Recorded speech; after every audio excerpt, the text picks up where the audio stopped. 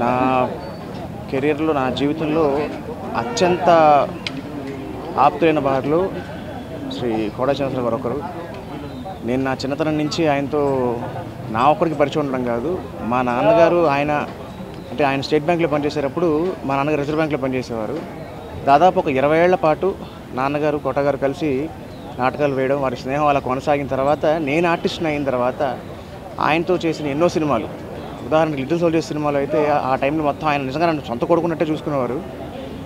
అసలు ఆయన ఎంత గొప్ప ఆర్టిస్టు అందరికీ తెలిసిందే.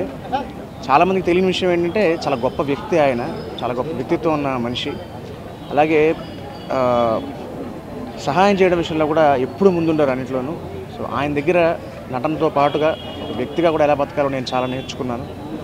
అండ్ తెలుగు భాష అన్నా, తెలుగువారన్నా ఆయనకు అమితమైన ప్రేమ. అప్పుడప్పుడు ఇక్కడ వచ్చినప్పుడు నేను కలుస్తూ ఉండేవాడిని. బట్ ఇవాళ వారింటికి ఇలా రావడం చాలా చాలా బాధాకరం. భగవంతుడు వారి ఆత్మకి శాంతిని చేకూర్చాలని మనస్ఫూర్తిగా కోరుకుంటున్నాను.